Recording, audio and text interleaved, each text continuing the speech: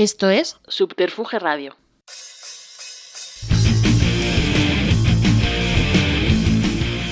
Simpatía por la industria musical, con Carlos Galán, en Subterfuge Radio.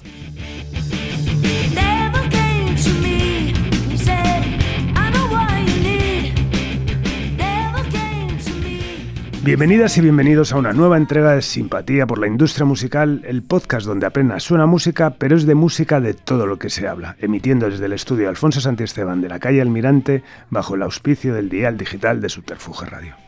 Una nueva entrega de esta especie de enciclopedia sonora que nos hemos empeñado en engordar, recopilando testimonios y experiencias de algunos de los que consideramos protagonistas de la industria musical de las últimas décadas. Unas décadas sin duda cambiantes, vertiginosas, pero con un punto excitante que las hace irresistibles cuando profundizas en ellas.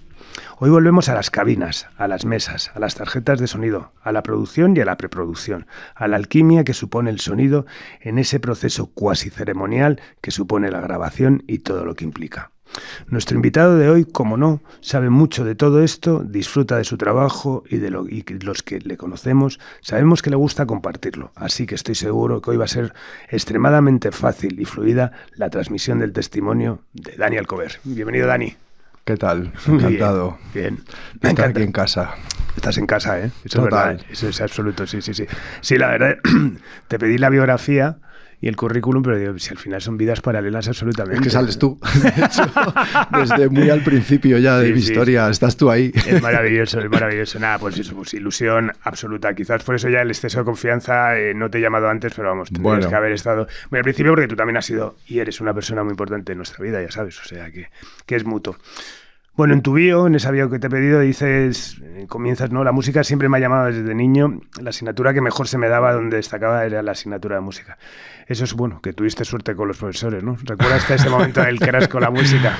Pues la verdad es que no recuerdo muy bien si fue una cuestión de suerte o simplemente que se me daba muy bien. O sea, era el típico que en el cole suspendía todo menos música. Vale. O sea, los empollones de mi clase en música se les daba fatal, excepto la parte teórica, pero cuando llegaba el momento de coger la flauta, o los carrillones, los xilófonos, a mí, vamos, se me daba estupendo. Yo no tenía ni que leer una partitura, me lo sacaba todo de oído. Siempre se me dio muy bien. ¿Y cuándo empiezas a escuchar música? ¿Cuándo empiezas a ser sensible a canciones? A ver, es que en mi casa siempre ha habido mucha música. Mi padre tuvo un primer intento de... Eso te quería preguntar, porque no lo sabía, y que grabó dos singles, ¿no? Grabó 3 singles. Mi padre en un grupo muy conocido, que luego se hizo más conocido cuando fue instrumental, que se llamaban Los Pequeñiques. Hombre, claro. Pues él fue cantante en la época universitaria de Los Pequeñiques. Anda, vale. O sea, entonces, bueno, la historia... Entonces, él siempre ha tenido una afición tremenda a la música. Luego, aunque Los Pequeñiques luego se dio a conocer más como grupo instrumental, pero luego él intentó una carrera en solitario, grabó 3 singles, pero bueno, mi padre... ¿Qué nombre? Don Felipe. Don Felipe, vale. Pero mi padre era un señorito, de familia muy bien, y entonces mi abuela, por lo visto, no dormía, pensando que su hijo iba a ser cantante. O sea, era una cosa de locos, y él estudiaba... Derecho empresarial, una de las dos estudió, y entonces querían que fuese empresario o se dedicase a abogado o algo así. Y él tampoco quería hacer la carretera. Ir por los pueblos, los conciertos, y al final pues tiró la toalla. Pero siempre le ha apasionado la música, ¿no? Tocaba la guitarra. Ajá, pero transmitió, por ejemplo, en ese momento que decides dedicarte a la música, te dio su punto de vista, tenía una visión concreta de la industria, ¿no? ¿Estaba frustrado o no? No, él de la industria no tenía ni idea. Ni idea, porque él simplemente lo intentó un poquito muy de joven, pero sacó estos 3 singles, de los cuales yo he escuchado 2, que estaban los singles en vinilo por casa. Y luego él ya se dedicó al mundo de la empresa, se alejó de la industria, del mundo de la música a nivel intentar conseguir, bueno, pues triunfar o dedicarse profesionalmente a ello. Pero siempre ha habido discos en mi casa. Mi padre era el primer, o sea, mi padre tenía en casa, que yo fui la primera persona que lo vi, ya tenía 2 platos y un mezclador de platos, y tenía antes de tener un cassette para grabar, grababa en las bobinas grandes de 1/4 de pulgada, y tenía ya eso en casa, y entonces hacía cintas mezclando canciones de vinilos que le gustaban, y luego primero era con las de 1/4 de pulgada, que luego las ponía en casa cuando venían amigos y en fiestas, y luego ya empezó a grabar cassettes, y siempre íbamos con los cassettes en el coche de mi padre, desde muy pequeños. Qué bueno. Entonces siempre nos ha inculcado la música, desde muy, muy, muy niño. Yo siempre escuchaba escuchado música en casa. Bueno, y tú empiezas a tocar la guitarra, de hecho, también, ¿no? Con 13 años. También tienes una carrera fugaz, ¿no? Bueno, sí, muy fugaz. A ver, yo empecé a tocar la guitarra porque en realidad esto es muy gracioso. La guitarra mi padre se la compró a mi hermana, que es más pequeña, 3 años menos que yo. Pero a mi hermana Alicia. Pero mi hermana Alicia no le hizo ni caso a la guitarra, una española pequeñita. Y yo empecé a cogerla. Porque a mí sí me llamaba mucho y empecé a mirar, empecé a aprender acordes, me compré un libro de canciones de los Beatles, donde venían los acordes dibujados y empecé a tocar. Entonces mi padre dijo, o sea, que es Dani. Que es Dani que realmente le gusta eso, porque yo siempre hacía a mi padre en sus grabaciones que él ya se ponía un micro, se ponía 2 micros y grababa versiones de canciones, pues de los hits del momento, los sacaba y hacía su versión con guitarra y voz, se los grababa en casa, en el salón de casa, y yo a veces le hacía la pandereta. O sea que siguió tocando. La guitarra está presente en casa. La guitarra siempre ha estado presente. Él seguía tocando cuando yo era niño. Y de hecho, él cuando hacía fiestas convocaba a muchos amigos y luego a las fiestas acababan en una sesión de concierto de mi padre tocando y luego con algunos amigos que también que cantaban y tocaban. De hecho, en una de las fiestas recuerdo ver a Bertín Osborne, que yo cuando yo tenía 11 años, que hice como de camarero, hacía un rato de camarero y tal, y estaba por ahí y de repente estaba Bertín Osborne en la fiesta, ¿sabes? Cuando era muy jovencito. Y sí, él lo mantuvo. Y de hecho yo le veía a él grabar en casa, aunque él no tenía ni idea. Él había aprendido un poco porque sabía que con un micro y con un aparato que él decía, esto es un aparato para grabar que me da un eco. Me decía que era para que tuviera reverb, ¿sabes? Bien. Y tenía eso, 2 entradas, un micrófono para la guitarra, otro para la voz, y hacía estas versiones.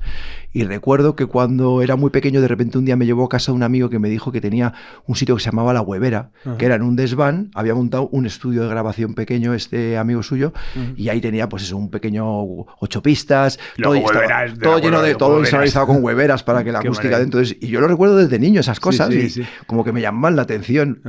Y bueno, pues siempre ha habido esa afición por la música. Y es quizás ese cúmulo, esa mezcla de recuerdos y todo es lo que te lleva al final también a decantarte por el estudio, ¿no? Cuando decides, más allá de una decisión de no querer estudiar lo convencional, cuando decides irte a un estudio. La verdad es que yo ya pues con 14, 15 empezaba a pensar, ¿y a qué me puedo dedicar? ¿Yo qué puedo estudiar? Porque a mí no me interesaba nada, ni el derecho, ni las matemáticas, ni nada que no fuera la música. Y recuerdo que mi prima Lisa me dijo, ¿por qué no estudias imagen y sonido? Y yo me quedé pensando y dije, ¿imagen y sonido eso qué es? Dice, pues una carrera donde se estudia el tema pues, de radio, televisión, telecomunicación y tal. Y entonces empecé un poco a buscar y pensé, pero a mí esto de la imagen no me interesa nada. Y me informaron que el tema del sonido en esa carrera estaba muy poco aprovechado. Realmente te enseñaban a poner el micrófono para la televisión y tal. Entonces, bueno, pues fue cuando ya... Pero aún así ahí ya vi que existía ese mundillo y vi que existía la profesión más dedicada al sonido. Y mientras seguía tocando la guitarra y monté unos grupillos con amigos en el colegio, pues ya empecé a pensar y empecé a buscar y se lo comenté a mi padre, que me dio cuartelillo en ese tema porque a mi hermano solo le dejó hacer derecho, o sea, o económicas, creo que le dijo, no, tú, a mi hermano mayor. Y yo cuando llegué al momento y le dije, yo papá quiero estudiar esto, dijo, preguntó un poco a algunos amigos que tenía, que seguían un poco metidos en el mundillo, que él sabía que alguna relación tenían y tal, le comentaron un par de centros donde podía estudiar sonido y pues me mandaron ahí a eso. ¿Y tenías una idea ya clara de lo que era, por ejemplo, la producción de canciones, de música?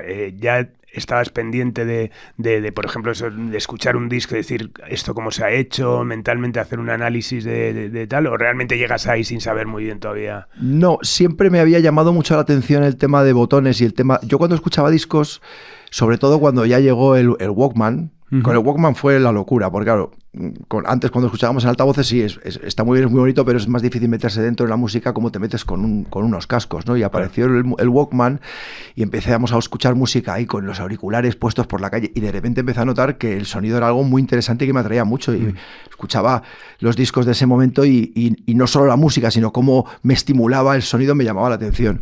O sea, siempre me había llamado eso. Entonces cuando decidí estudiar sonido, pues ya de alguna manera tenía claro que eso era un mundo que era el proceso de cómo captas a los músicos y cómo luego haces que eso se convierta en un formato y en un producto que tiene un sonido y un carácter. Eso ya, cuando entré, ya tenía un poco claro hacia dónde iba eso. ¿Y cómo te formas? ¿Dónde decides al final...? Pues en principio lo primero que buscamos es aquí en Madrid, en el Centro de Estudios del Vídeo, en la calle Regueros, cerca de aquí, había un curso de sonido. tenían un par de, aparte de que también hacían vídeo y había unos platos grandes y tal, había en la planta, de una de las plantas de arriba del edificio había... Era que luego fue el CES Sí, a ver, es que eran dos centros distintos. Vale. Yo fui al CEP, que era el Centro de Estudios del Vídeo, y ahí había un apartado de sonido, con un curso de sonido, y luego estaba el CES, que era otro centro al que yo no fui nunca, pero que también, paralelo, que también luego me enteré que existía. Y en el CEP pues hice un curso de sonido general, de grabación, que fue cuando por primera vez entré en un estudio profesional con una mesa analógica de las de antes y las de botones, y ahí, o sea, yo entré y la sonrisa se me salió ya de la cara, o sea, fue como, esto como mola, ¿no? Pues siempre había sido muy aficionado a los botoncitos en casa, a ecualizar con los graves y agudos, el amplificador de casa, a conectar los aparatos, yo a las configuraciones las hacía yo con mi hermano. Y en ese proceso de formación pones en tu bio, ¿no?, que grabas maquetas y haces a grupos, ¿no?, amigos tuyos o cosas así. Sí, me compré un 4 pistas de Tascam que grababa en cassette muy pronto, en Art de Madrid, creo que era la tienda donde lo compré, y bueno, ya me fui con mis 4 pistas a mi casa emocionado, debía tener 15 años o por ahí. O 16 o 17, y ya pues alguna cosa, de repente tenía unos amigos que tenían un grupete, yo todavía tocaba la guitarra pero no había montado, o sea, sí había montado un grupete pero no estaba como, no tenía nada serio como para plantearme yo, pero sí mis amigos, y les planteé, me fui con 2 micros y en el garaje puse un par de micros y ya grabé alguna cosilla, y luego ya cuando me metí a hacer con los cursos, combinado con los cursos, pues ya empecé a hacer algunos conciertos de grupos que conocía y me decían, ¿te vienes a hacernos el sonido? Y yo me lanzaba ya a la aventura, no tenía mucha idea, pero más o menos intuía que era similar a lo del estudio, porque yo en realidad no había hecho nunca estudio de sonido en directo, siempre he ido al estudio de grabación, pero al final era poner micros y sacarlo por unos altavoces, y bueno, pues de alguna manera a base de intuición y ganas, pues también empecé a hacer algunos conciertillos. Y así un poco empecé a tener contacto con esto, con el tema del audio y de los estudios. Vale, y en 1995, bueno, gracias a un contacto familiar, entras en contacto con la familia Baselga, supongo, que son los estudios Infinity. Primero es a través de Luis Bolín. De Luis Bolín, vale. Claro, Luis Bolín es... Pero era socio también. Sí, Luis Bolín era el bajista de La Unión, era el que era el hermano de la socia de mi madre. Ah, vale.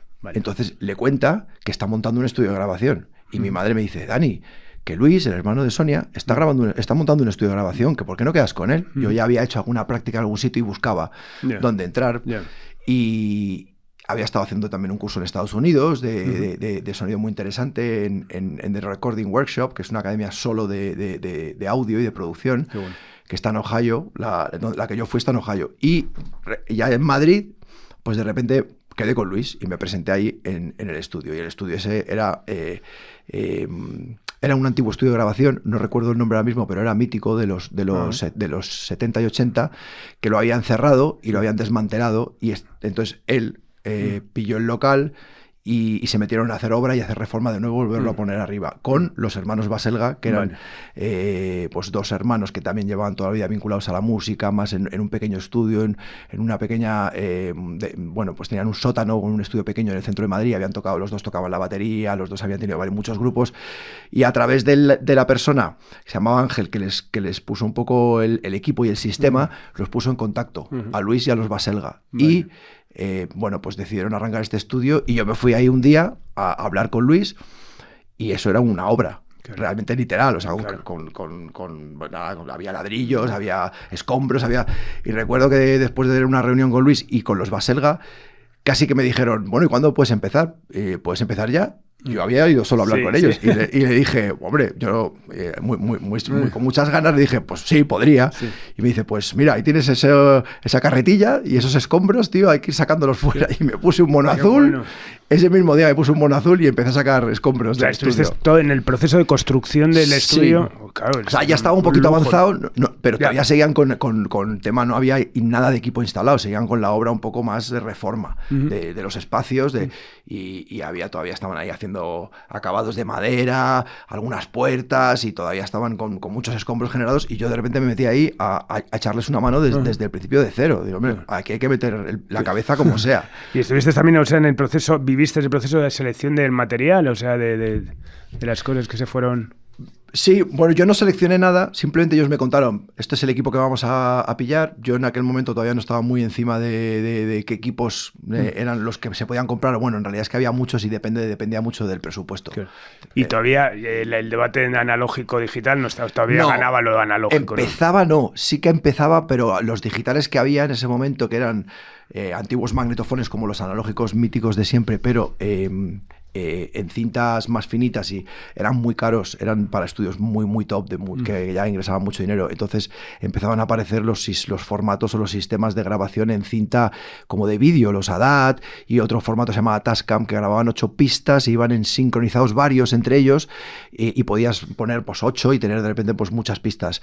Y recuerdo que metieron un analógico de toda la vida en cinta, en bobina, pero y lo combinaron con estos digitales, que al final daban muchos problemas de sincro entre ellos, fallaban y de repente uno se paraba y entonces era un poco lío, pero bueno, arrancamos con eso hasta que ya metieron un sistema con disco duro, que ya empezaba a funcionar el disco duro en los primeros sistemas donde todo lo grababan en 24 pistas en un disco duro. Ajá, qué bueno. Bueno, en el año 96 surge a través de Bolín la opción de grabar un grupo que ya iban a grabar, bueno, su segundo disco, que era Dover, y el cual yo encargo al estudio, ¿no? Grabar una canción para el recopilatorio, para el Stereo Party 2, que es Lolly Jackson. Bueno, ya habías hecho alguna cosilla, pero realmente es la primera vez que te metes con un grupo a los mandos, ¿no? Digamos. Sí, de las primeras, porque en realidad prácticamente había estado de asistente hasta ese momento, colgando cables y excepto mis maquetillas y algunos conciertos, no había tenido un poco la responsabilidad de meterme ya con un grupo. Y recuerdo que además justo Dover, el circuitillo y los chavales mis compañeros y la gente que se hablaba de ese grupo, ¿no? Era un grupo que ya habían hecho un primer disco, Sister, que bueno, que había dado bastante que hablar y que la gente pues hablaba de ellos, ¿no? No tenían éxito, pero sin embargo sí se comentaba que era un grupo interesante y los medios le daban Mundo Sonoro, recuerdo que salían y tal.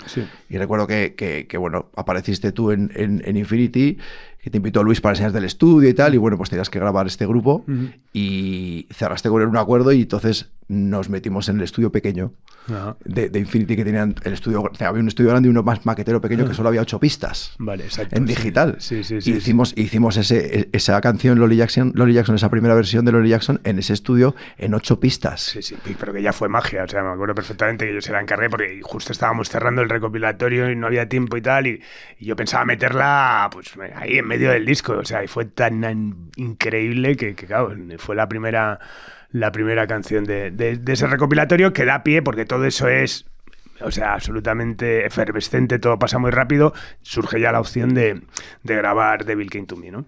Que en lo que tú dices, en tu bio que te pedí ¿no? Pues eso, pues por un lado que tienes el privilegio y la suerte, pero para ti tienes la sensación de un poco desafortunada, tal vez porque fue demasiado pronto. ¿Por qué?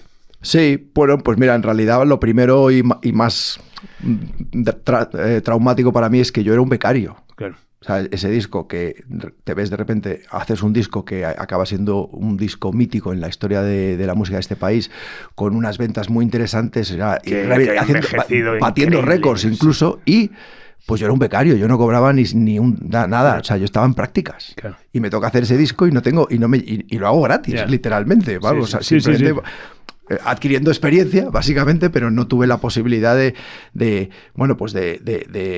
llevarme un dinerillo por hacerlo. Y al final, bueno, al principio cuando lo haces, tú lo haces porque no se sabía qué iba a pasar. Claro. Y al final el grupo estaba empezando a emerger, pero no se esperaba ese gran éxito. Y tú te metes a hacerlo y lo contemplas como lo haces todo lo mejor que puedes, y lo contemplas como un trabajo más y más experiencia para el currículum. Cuando luego pasa lo que pasa, pues cuando empiezas a pensar, joder, hostias. Y aparte de eso, es verdad que también me colocó en un sitio muy temprano, que incluso para gente que no me había visto nunca, empezaron a pensar que yo era ya incluso mucho más mayor. Lo primero, hay gente que me conoció después y me dijo, joder, pensábamos que eras un señor. Yo todavía con mis 28, 29, y me decían, pensábamos que eras un señor de 40, un productor ya reconocido. Gente no me llamó pensando que iba a ser muy caro. Claro. Realmente me metió en una situación un poco complicada para seguir creciendo como productor, porque es que fue el segundo o tercer disco que hice en mi vida. Claro.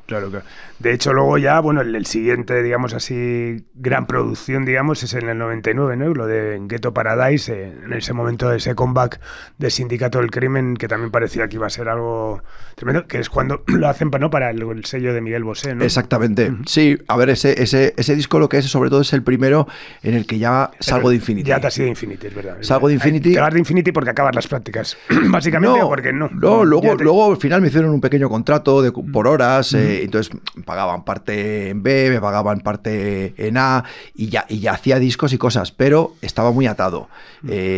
Yo tenía muy buena relación con mucha gente, con muchos grupos nuevos emergentes, y me salió la posibilidad de grabar. De hecho, Sindicato todavía no me había ido, pero me fui a hacer el disco fuera, aun estando con ese contrato de colaboración. Yo les dije a los Baselga y a Luis, mira, lo he intentado traer a Infinity, pero no, porque esos tenían un acuerdo con otro estudio, No More Discos, creo que era la discográfica de Miguel Bosé, y tenían un acuerdo con otro sitio, y había que ir allí a hacerlo. Entonces yo me fui, y haciendo ese disco fue cuando me di cuenta que tenía que hacerme freelance y aventurarme ya a no estar vinculado a un estudio. Y fue el paso, ese disco.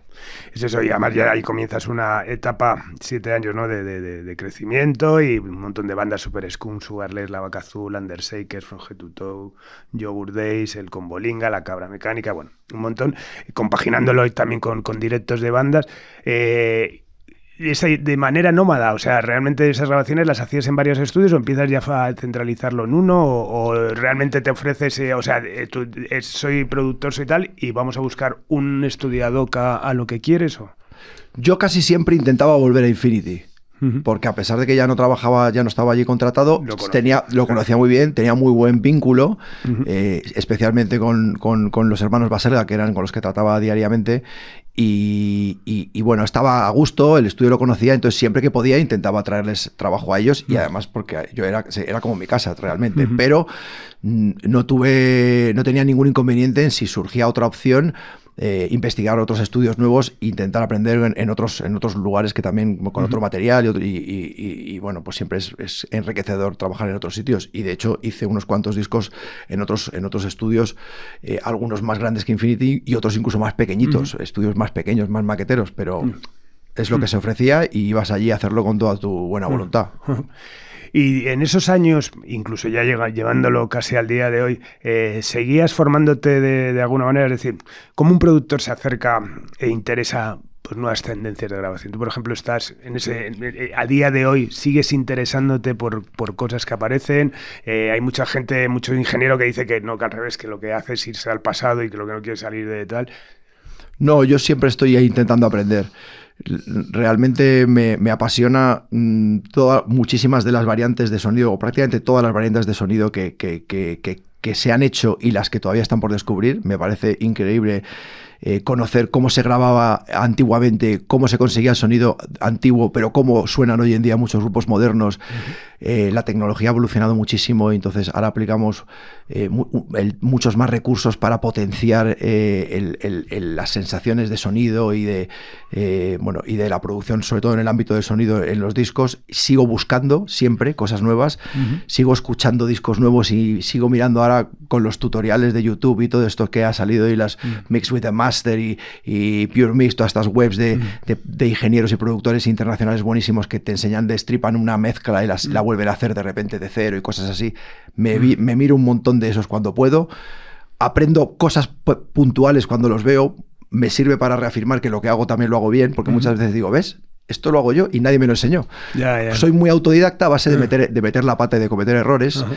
Siempre he aprendido a base de cometer errores y de repente decir cuando un error no es un error, es un acierto, aunque a veces un error puede ser también algo interesante que en el futuro aplicas, pero con los aciertos los ibas guardando en tu cabeza, de la fórmula de cómo conseguir cosas, ibas desechando lo que no funcionaba, y luego cuando empecé a aprender, viendo vídeos ya, que fue más para confirmar un poco y ver si yo iba por buen camino, pues empecé a sentirme muy tranquilo de, bueno, bien, veo que las cosas más o menos las he hecho correctamente, y luego he creado mi propia fórmula, porque esto no es una única fórmula cerrada que solo se hace el sonido de una manera. Esto es un mundo abierto a cómo tú lo escuchas, a cómo tú percibes que podría quedar, y a experimentar. Es un laboratorio, ¿no? Sí, pero siempre al final buscando la impronta personal, ¿no? Yo creo que aquí siempre que llega, hablo de subterfuge, cuando llega algo que has hecho tal, casi el comentario más común es de, joder, suena a Dani Alcover, ¿no? Eso yo creo que es lo más, ¿no? Porque al final está muy bien, la ingeniería de sonido es importantísima, vital, es el cimiento de una obra, pero al final está la arquitectura, ¿no? En ese sentido, tú, por ejemplo, escuchas discos, escuchas canciones y profundizas y identificas también a gente y a la gente que está detrás. O sea, hay productores que a ti te han llegado porque dices, joder, este tío, aunque haga rock o haga pop, tiene su sello concreto. Yo creo que eso ocurre de forma involuntaria. Al final, porque tú tienes un oído y una manera de entender el sonido como a ti te estimula en tu cerebro. Y aunque vayas aprendiendo técnicas y aplicando las que tú has desarrollado junto con otras que has aprendido en un vídeo o que alguien te ha comentado, al final, luego tú le acabas dando tu sensación a esa técnica y lo acabas aplicando de la manera que tú percibes que suena mejor. Igual luego no lo acabas haciendo exactamente igual que el que te lo ha enseñado. Pero al final tú acabas queriendo que las cosas suenen de una manera y es como el estilo que tú has creado. Entonces, los productores que a mí me han llamado la atención...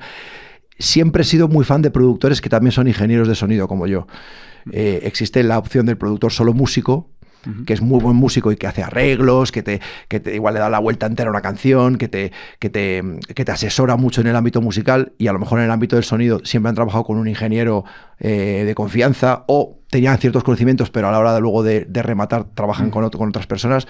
Y luego existen productores que, como Andy Wallace, como Terry Date, como Brendan O'Brien, que han sido referentes míos, ¿no? del grunge de los 90, que eran ingenieros y productores. Y a mí me llamaba la atención cuando miraba los discos que ponía producido por Brendan O'Brien y luego ponía mezclado por Brendan O'Brien también. Vale. Y a lo mejor en el proceso de grabación había tenido un asistente, simplemente. Vale. Y siempre esa es la fórmula que a mí siempre me llamó la atención.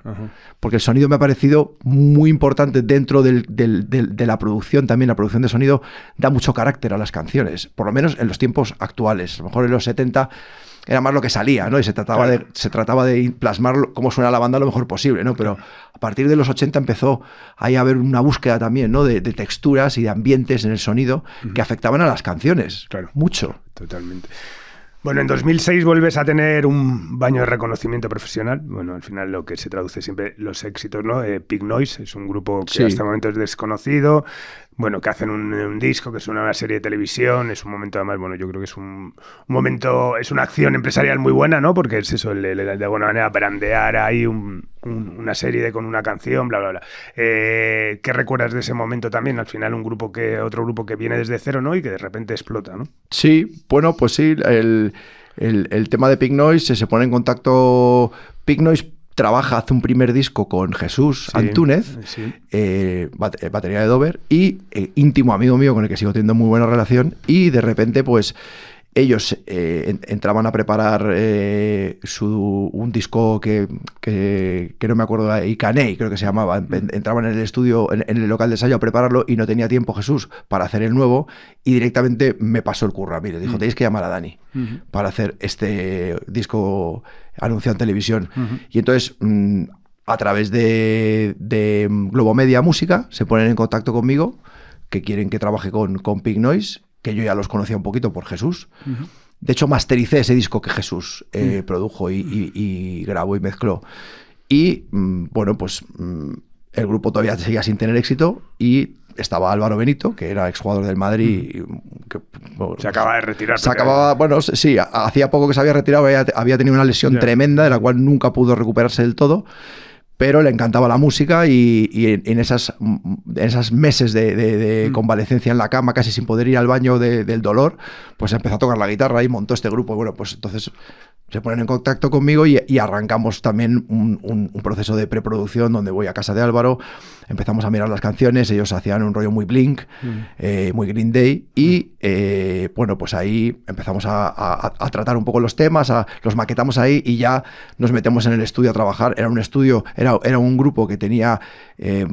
técnicamente estaban muy limitados a nivel músicos, pero bueno, tiras de ellos, trabajas, haces todo lo mejor posible para que saquen lo mejor que tienen, y luego tú tienes tus trucos y tal de estudio para hacerlo que todo encaje muy bien.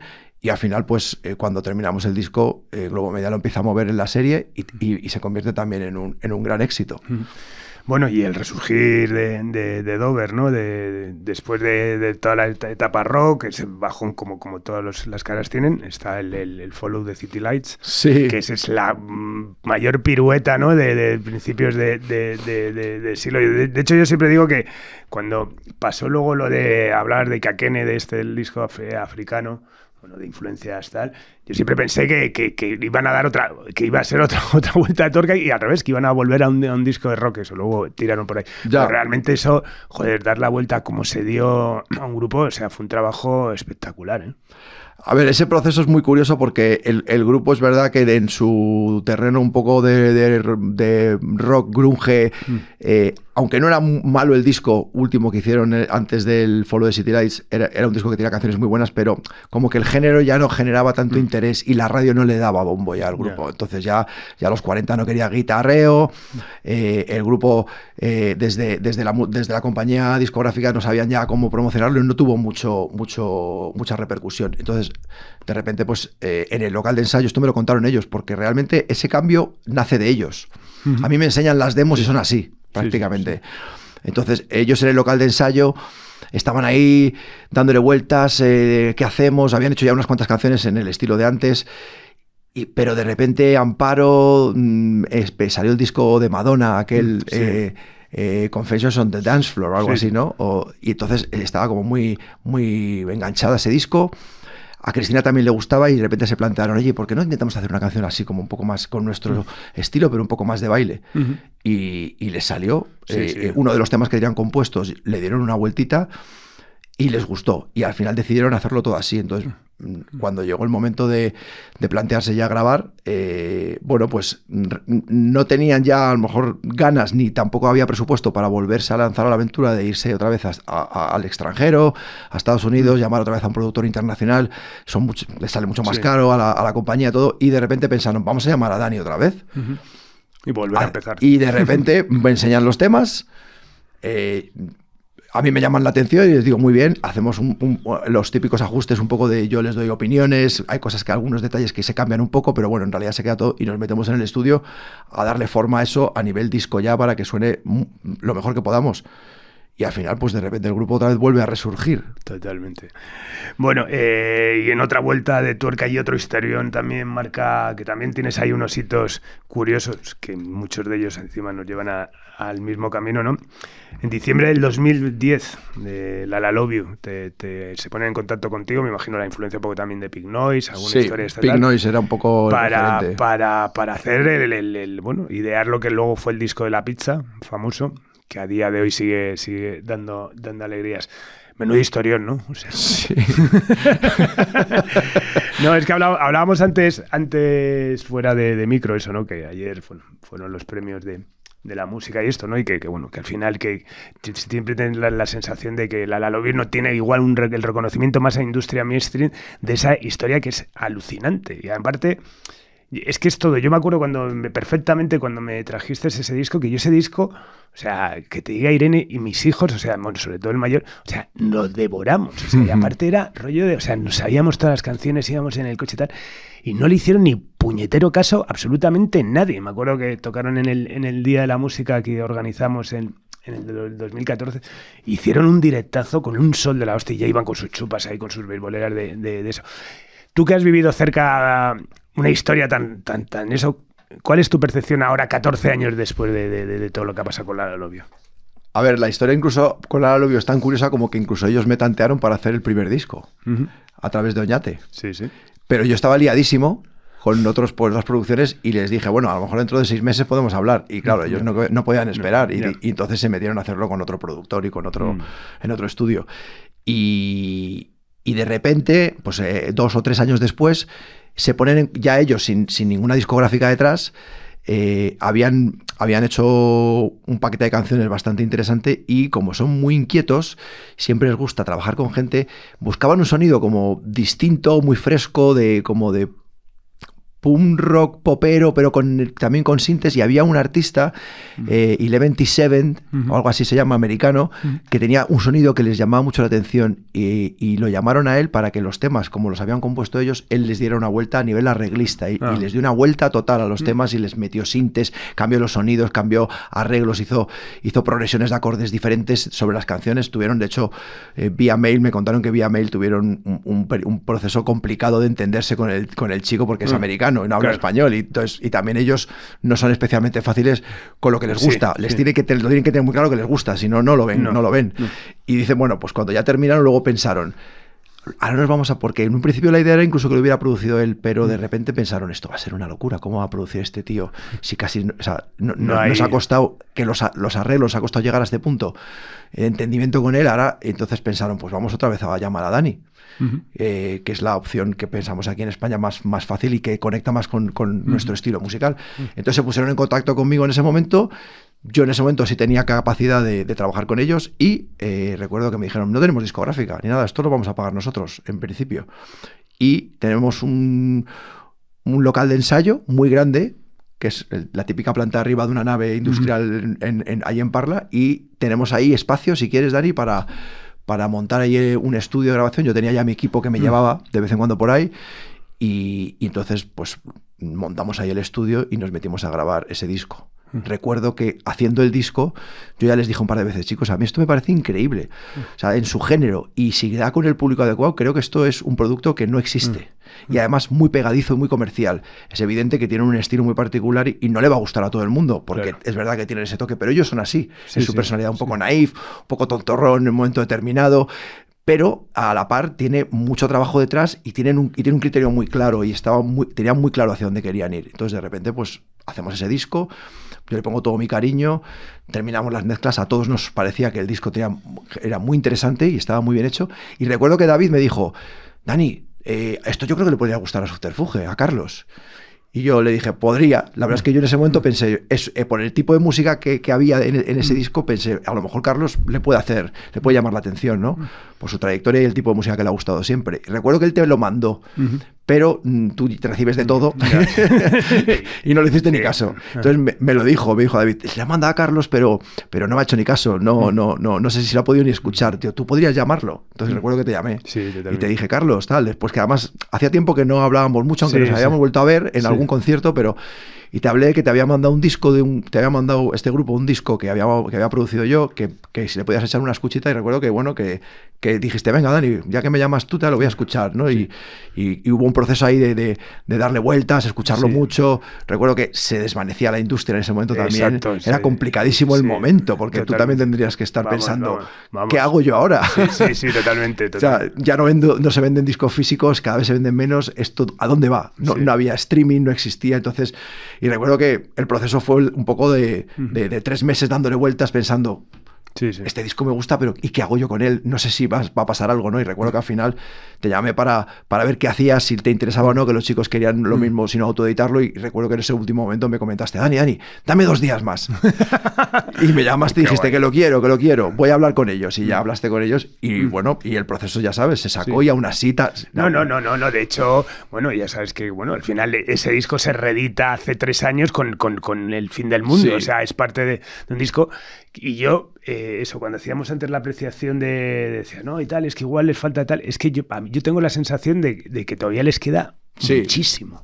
Entonces para mí son como eso, o sea, simplemente eso, pues viendo cómo van creciendo otras canciones, como El Fin del Mundo no para, y el otro día lo conocí además, o sea, un ser de luz que me cayó genial, Rulo. O sea, ser excepcional, estaba con su mujer, fantástica también, que es la manager de Dani Martín.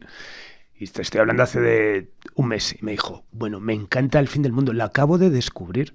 O sea, casi 3 años y pico después, o sea, alguien que se dedica a esto, tal, y dice, joder, o sea, es que, ¿sabes? O sea, yo creo que es una canción que le queda, pero vamos, unas espiritas bestiales. Bueno, y hasta el día de hoy, tal. En paralelo has hablado de ese momento crucial de la industria, ¿no? Que nosotros como compañías lo sufrimos, pues eso, pues de repente dejas de vender discos, el streaming no llega, empiezas a decir que quieres ser manager y no sabes cómo ser manager, o sea, los medios dejan de prescribir absolutamente nada. Y tú también como productor te metes en un momento complicado, ¿no? ¿Qué sensaciones tienes también en ese momento? Al final... Claro, de repente eran los presupuestos, ¿no? Ese teléfono que deja de sonar tal... Sí, además eso recuerdo, sobre todo recuerdo eso porque yo había tenido la suerte de que, bueno, aunque trabajaba mucho en el ámbito de compañías independientes y en el ámbito, había hecho algunas cosillas para algunas multis, pero realmente trabajaba con muchos artistas que buscaban la vida por su cuenta, pero nunca dejaba de sonar el teléfono, yo tenía lista de espera. Y recuerdo que empezó la crisis y todavía seguía... Bueno, porque a ti te llega a afectar siempre más tarde, pero todavía seguía trabajando y de repente un día no sonaba el teléfono y pasaban 6 meses y no me había llamado nadie para hacer un disco. Y no tenías nada. Nada. Y ya había terminado lo último que estaba haciendo y pasaban los meses y yo empecé a decir, bueno, ¿qué está pasando? ¿Se ha acabado? ¿Se ha acabado ya? O sea, ya mi ciclo ha terminado. Y tuve una etapa, ¿no? que le comentaba a mi mujer, decía, no sé qué está pasando, pero esto, algo está pasando raro. Se produjo también un poco un cambio generacional de grupos con los que yo había trabajado, algunos se disolvieron, otros se fueron a trabajar con otro productor o ficharon por otra compañía, que también es lógico, que también quieran, bueno, tengan inquietudes de probar con otra gente. Y también... igual pensaron en ese momento que el cambio era lo que les podía también suponer el lanzamiento, ¿no? Y de repente otros grupos nuevos que emergían, a lo mejor los referentes ya no eran los grupos que yo había hecho anteriormente, eran otros, con lo cual yo no era el referente, no tenía redes sociales, en aquel momento yo no había tenido ni tarjeta de presentación, no, a mí me llamaban siempre y yo no tenía ni tarjeta de Dani Alcover, ¿no? Y de repente pues... recuerdo que tuve que empezar a hacerme un Facebook, que no había tenido en mi vida, un LinkedIn, empecé volví otra vez a ir a conciertos, a moverme con gente, a intentar otra vez meter la cabeza. O sea, hacer relaciones públicas, otra ¿no? vez, Realmente, sí, ¿no? sí, O sea, el productor también tiene que hacerlo, ¿no? Prácticamente, sí. Otra vez volví a tantear, a hacer de relaciones públicas de mí mismo, a ir a conciertos, a presentarme a gente... un poco lo que había dejado de hacer, que había hecho mucho más jovencito y había dejado de hacer ya en esos años un poco que me había ido bastante bien. Solo iba a conciertos de grupos míos y a ver cosas que me interesaban. Y pues tuve que reinventarme un poquito de cero, porque es que se generó ahí de repente una ausencia de trabajo tremendo, ¿no? Porque la industria es que le tocó mucho. Sí, totalmente. Le tocó mucho. Una de las cosas que me afectó también es que ya había metido un poquito la cabeza en algunas multis, había hecho algún disco para EMI, había hecho algún disco para Warner y también de repente desapareció el contacto con ellos y nunca más supe nada de ellos, y eso que ellos seguían sacando artistas, solo los que funcionaban, intentaban tirar solo de lo que funcionaba, ya no invertían tanto en nuevos artistas a ver si en desarrollo, y claro, muchos de esos artistas ya trabajaban con otros productores que tenían ellos como referentes, amigos o otra, y también pues me sacaron de ahí, de repente perdí ese tren completamente. Bueno, ahora estás en un gran momento, supiste surfear la ola, supimos, ¿no? Al final, con la perspectiva. A ver, ahora miras para atrás y dices, hostia, por habernos matado, ¿no? Sí, total. Pero, bueno, yo creo que al final, bueno, haber tenido persistencia, pues eso, ¿no? Pues ahora mismo estás en un gran momento y ya se habla de ti como uno de los grandes y ya eso ya se va a quedar. O sea, ya eres un capítulo clarísimo de la grabación y producción de música en este país, ¿no? ¿Cómo trabajas ahora? ¿Cuál es tu dinámica cuando te llega un proyecto? A ver, una cosa es trabajar con Lala Lobio, evidentemente que vienen ya con con ideas, con sus manías, con su tal, pero de repente te llega alguien como Bechamel, que son unos niños, y vienen tal. ¿Cómo afrontas una grabación a día de hoy? ¿Con el mismo espíritu que al principio? ¿La madurez también te implica, pues igual tener más manga ancha para algunas cosas, más comprensión para otras? Yo creo que en parte sigue siendo muy similar, sobre todo escuchar el grupo antes de conocerlos y sobre todo cuando ya tengo el primer contacto con ellos, intentar empatizar con ellos a nivel musical, intento entender qué es lo que les gusta y qué es lo que están buscando. Y luego cuando ya accedo al material con el que vamos a trabajar, me gusta escucharlo muchas veces, me lo pongo en el coche, me lo pongo en casa, me lo pongo esporádicamente para que yo vaya percibiendo esas canciones como son, y si me surgen ideas, pues de repente, muchas veces a la primera escucha, de repente no te viene nada, simplemente lo oyes y es un primer análisis de lo que son. Y cuando lo vas escuchando más veces, igual te van apareciendo posibles mejoras, posibles planteamientos de estructura, ideas que van apareciendo. Entonces, sobre la marcha, cuando ya lo voy escuchando antes de tener con ellos una charla y cuando ya tengo pues a lo mejor una lista de posibles opciones que se me ocurren para plantear, pues quedo con ellos, a veces en el local, a veces tengo, yo que sé, una videollamada, a veces quedamos en un bar para hablar y sobre lo que ellos me han enseñado, pues planteo ideas y planteo cosas. En cualquier caso, siempre me gusta respetar al final lo que ellos quieren hacer, porque es su música, es su canción. No es mi disco, es el de ellos. Y siempre intento poner un montón de ideas sobre la mesa, pero les dejo bien claros. No penséis que esto es un avasallamiento, que lo que quiero es cambiar lo vuestro. Yo os pongo sobre la mesa todo lo que a mí se me ocurre. Si lo veis claro, pues vamos adelante con ello. Si no lo veis, a lo mejor voy a intentar defenderlo un poquito más, pero si al final no entra, pues yo saco esa idea de la mesa y se acabó. Entonces me gusta eso. Y luego en el estudio de grabación, cuando ya entramos a grabar, sobre todo en estos últimos años, me gusta intentar crear un ambiente donde intento grabar en directo. Casi todo lo que puedo, en vez de esas grabaciones que todavía sigue haciendo mucha gente, pero que se han hecho mucho en los 90 y en los 80, donde grabas solo la batería con una referencia, luego el bajo, luego las guitarras y lo vas montando, ¿no? Como si fuera un puzzle. A mí últimamente me gusta grabarles en directo lo máximo que pueda. Luego de ahí rescatamos lo que queda mejor y luego hacemos recording de cosas, pero intentar que ellos sientan que están tocando todos juntos. Total. Para que tengan la sensación como en el local, como que están grabando una canción. A mí eso me gusta mucho últimamente y vengo haciéndolo los últimos 8 o 9 años bastante. Para eso hace falta un estudio donde tengas posibilidad de separar la batería, tenerlos un poco grabando a cada uno en un sitio, pero me gusta crear ese ambiente y en general por ahora me está yendo bastante bien y lo pasan bien. Y lo que sale además es bueno. Bueno, ¿y te preocupan cosas como la inteligencia artificial? ¿La utilizas? Bueno, me preocupa por Terminator. Sí. O por Matrix como tal, no. A ver, me preocupa en cierto modo, no lo tengo muy claro, todavía no he percibido que me pueda afectar a mí de la manera que veo que les está afectando a otros sectores, ¿no? Es algo que lo tengo ahí, lo analizo, veo, sí. Es más, hace poco utilicé la inteligencia artificial de Waves para masterizar una canción que te dan la opción de hacer una prueba que han hecho la empresa Waves de plugins y de software. Tiene bueno, te ofrece masterización con inteligencia artificial, ¿no? De una canción tuya para que la gente que no tiene medios y tal. Y entonces yo subí un tema y dije, a ver qué hace. Y me quedé tranquilo.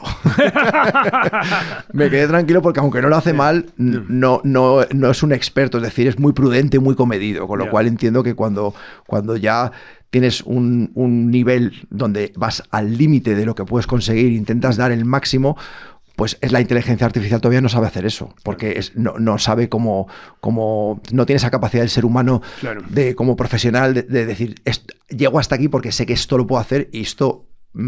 y además incluso puedo volver para atrás si me he pasado de vueltas, pero la inteligencia artificial por ahora es como que te doy este poquito que sé que está correcto, pero la gente que somos pros todavía le ganamos, pero eso no sabemos cuánto va a durar. No, hombre, de todas formas yo creo que es más que puede afectar a hablar de otros sectores, por supuesto, en este caso.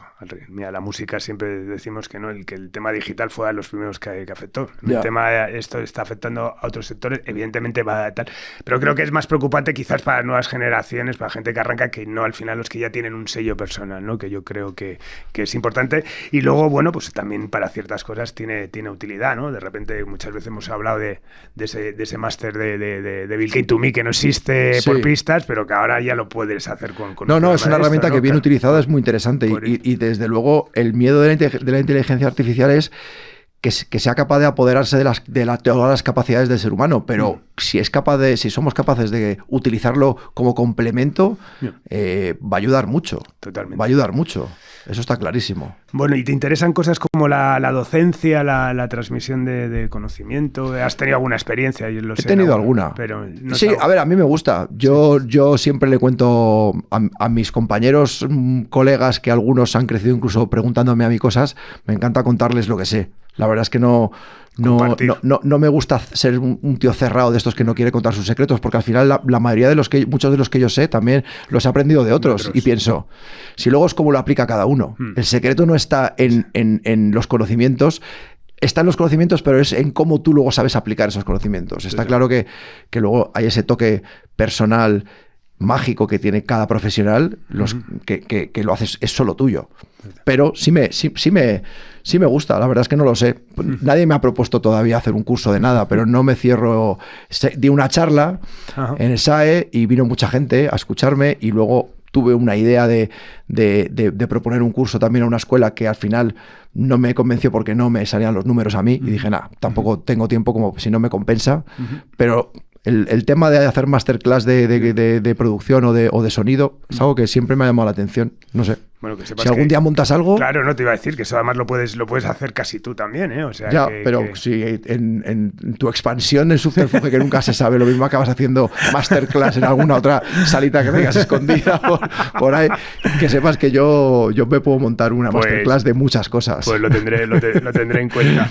Bueno, ¿en qué andas ahora? ¿Qué proyectos confesables tenemos? Bueno, aparte de algunas cosillas tuyas, de aquí de la casa, de Subter, que lo de Bechamel, los chicos estos hemos hecho un tema, hemos hecho una versión para una cosa que vas a hacer de fresones. Ya el tributo a los fresones ya será Voz Populi cuando escuchen esto. Sí. Hemos hecho también una versión con uno de tus artistas, y estoy con Colectivo da Silva, que es otro grupo también de aquí, desarrollando y produciendo un disco que creo que va a ser muy, muy, muy chulo y muy bailongo.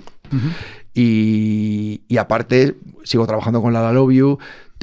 Últimamente cada vez estoy haciendo también más trabajo de mezclador solo, porque bueno, es una de las partes fuertes de mi trabajo como productor. Yo he sido muy fanático de mezclar discos, y me fascina. Entonces, como creo que se me da bien, pues cada vez me está llamando gente que son otros productores o gente que se han grabado ellos, y me están diciendo, Dani, me lo mezclas para que al final esto que yo he conseguido hacer hasta aquí suene mejor, o gente que simplemente, siendo un muy buen productor, pues le ha parecido que mi sonido es interesante como lo trabajo yo al final, y me están saliendo cada vez más trabajos como mezclador. Bueno. Entonces, pues tengo también bueno, ayer empecé con el concierto del Within de La Love You, a poner en orden dos temas que queremos, ¿no? Sí, exactamente, sí. Sacar algún vídeo con esas imágenes tan increíbles que hay, ¿no? De ese concierto. Ese concierto hay que sacarlo entero. Sí. Pero bueno, ya hablaremos. Bueno, ¿y con qué artista te hubiese gustado, con quién te hubiese gustado trabajar, que ya no es posible, y con qué artista que todavía sería posible te gustaría trabajar? A ver, la verdad es que trabajar, me hubiera gustado trabajar con muchos. Hay muchos artistas por ahí que... Yo tengo que decirlo, que a pesar de que y de hecho hay una especie de vínculo en sus orígenes que yo no lo tenía tan claro, pero que me lo medio comentaron, y es que Vetusta Morla eran muy fans de La Vaca Azul. Es un grupo que yo produje, y cuando empezaban, pues tienen de hecho muy buena relación con Javi Vacas, el bajista, y algunos otros, y Jairo de Pedro, que era el cantante y tal, se llevan muy bien. Entonces recuerdo que en aquella época, bueno, pues ellos era un grupo que cuando empezó a tener éxito a mí me llamaba mucho la atención, me gustaba bastante, y siempre pensé, joder, molaría trabajar con esta gente. Lo que pasa es que, bueno, tenían un contrato con Colmenero, y cuando ese contrato de 3 discos acabó, ellos ya tenían unas inquietudes musicales ya que iban a otro nivel, y ya pues llamaron a otro tipo de productor más musicazo, que toca todos los instrumentos, tiene 1000 recursos, y ya bueno, pues se me fue de la idea de la cabeza. Pero bueno, durante el proceso de los 3 primeros discos siempre pensaba, joder, yo podría hacer un disco de esta gente, porque cuando eran más de batería, bajo, guitarras, un grupo más de pop, menos pandero y menos electrónico también, porque es verdad que en los últimos cosas han mezclado entre el tema étnico con el tema también de electrónico, de teclados y de sintes, y con arreglos un poco todo como un poco, es un mix bastante bastante complejo también, un poco de hacer si no lo tienes muy claro y no estás muy metido en ese terreno. Y bueno, también ya otro capítulo en historias especiales de tal, que justo hoy han salido muchos de ellos. O sea que hubiese sido muy bueno que tuvieses tu sello, porque ya hubieses cerrado ya la cuadratura de hitos y cosas paranormales en la industria musical. Bueno, estamos terminando. Para terminar, esa es la pregunta recurrente que hago, ¿quiénes han sido tus referentes en la industria musical? ¿A quién le debes ese empuje o ese algo para estar hoy en día aquí, reivindicando una carrera más que reivindicable? A ver, yo mis referentes, que hemos hablado un poco antes de ellos, son los grandes productores de los 90 americanos, del grunge y del rock. Son la gente que cuando yo tenía 20, los discos que escuchaba, Nirvana, Pearl Jam, yo qué sé, toda aquella ola de grupos grunge. Luego también es verdad que yo antes del grunge fui muy heavy, pero heavy glam, no, heavy de todo tipo. O sea, lo mismo me gustaba Motley Crue que me gustaba Metallica o que me gustaba Testament. O sea, me daba igual, es la verdad. Pero luego también escuchaba hip hop de repente. O sea, que yo es que siempre musicalmente no he sido cerrado a ningún estilo, he sido siempre abierto a que las canciones me llamen y me digan cosas. Pero soy muy variado. Pero bueno, es verdad que tanto Andy Wallace como sobre todo como mezclador, porque empezó como productor, hizo algunos discos en su primera etapa, pero luego acabó siendo exclusivamente mezclador. Siempre me ha llamado mucho la atención cómo sonaban sus discos. Brendan O'Brien también, productor de algunos de Nirvana y de Pearl Jam y de Red Hot Chili Peppers, también siempre me gustaba mucho. Rick Rubin siempre ha sido pues esa especie de gurú, porque además es un gurú, es un tío que está ahí sentado y que prácticamente no hace sonido ni nada, lo que hace es vivir experiencias emocionales y intentar que el grupo transmita cosas así. De hecho, muchos de los grandes ingenieros y productores han sido asistentes o han sido ingenieros que trabajaban para Rick Rubin y luego se han independizado. Gente así. Y tengo que decir que en España, aunque hay gente muy buena, nunca han sido referentes para mí nadie. Porque yo soy de la generación que arrancó con una fórmula de sonido y de producción que no se hacía en este país. Claro. Como otros compañeros míos, pero entonces recuerdo que siempre que hacíamos discos al principio nos decían, es que los discos que salen de grupos que teóricamente podrían gustarnos no suenan como queremos. Me lo decían los Dover mismos, cuando hicimos aquel Lolly Jackson.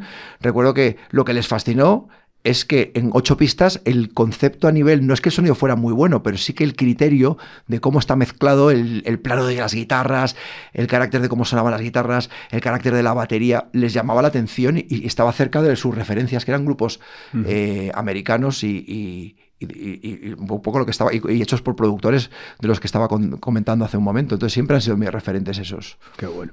Pues nada, Dani, un auténtico placer.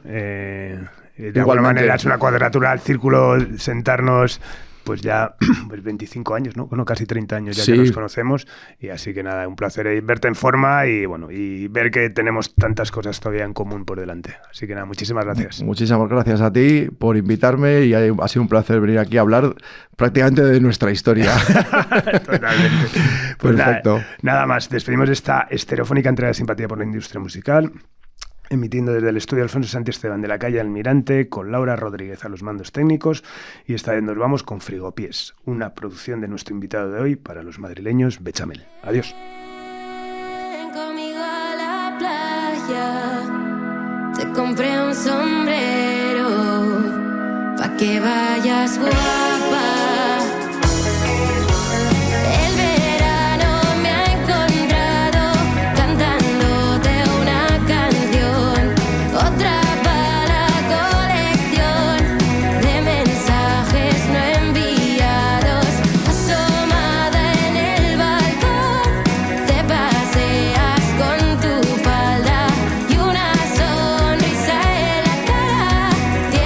Toda mi atención.